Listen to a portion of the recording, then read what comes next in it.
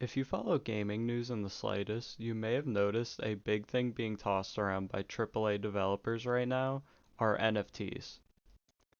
Personally, I'm a big proponent of keeping monetization out of games, but I just want to do my best to cover two sides of the argument I've been seeing a lot. The first and probably the biggest is Ubisoft Quartz.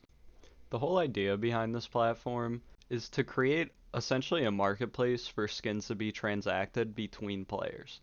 Now, this idea of a market for your skin economy, I don't think is a bad idea at all. There are plenty of games that have had marginal success with this idea. The problem is the way it's currently being used is very clearly a cash grab from Ubisoft.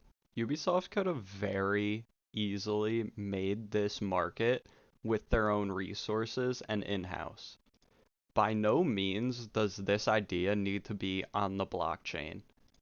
The only reason I can see them using any form of the blockchain for this type of business is to attract people in the crypto space. However, when you look at companies such as Valve and the success of CSGO, especially the skin market, you can see the exact same goal being accomplished with no mention of the blockchain whatsoever. To me, this just shows they're trying to get into major news outlets by using buzzwords and capitalize on the audience they gain from this type of news coverage.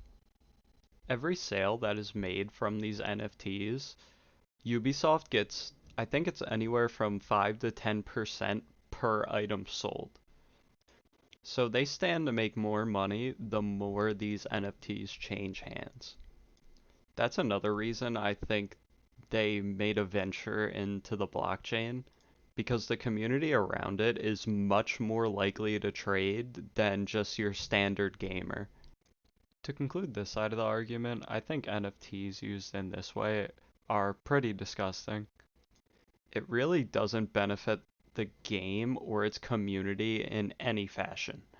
However, I did see an argument where DAOs are being used. Now, what a DAO is a decentralized autonomous organization. So, what I understand is every user of this organization who holds a token is allowed to vote and make decisions for the organization as a whole. There's a really good video by Devin Nash explaining these DAOs and these organizations much better than I could ever. I'll have it linked in the card and description. But by tokenizing the people that support and pay for more content in your game would let them have a say in future ventures and what to do next. This not only makes the average player feel rewarded by their purchase, but it allows games to be much more community driven. I personally can't really see a downside when people who support the game and love what you do have more say in your projects.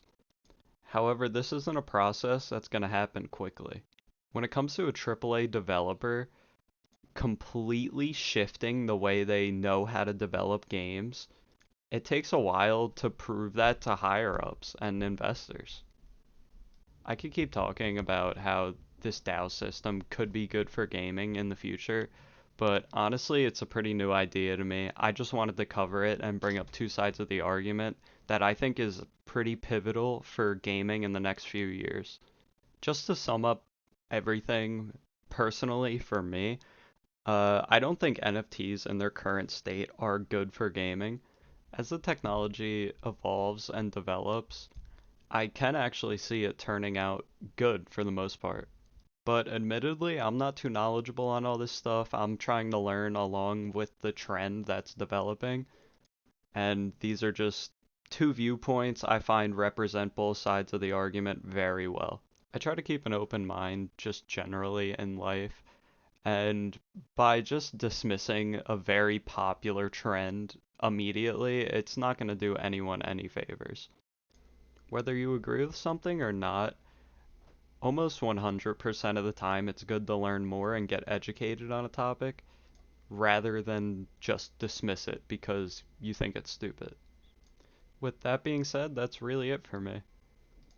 Thank you for watching, And if you want to see more of me, subscribe, maybe. It helps. I don't usually ask, but it helps a lot.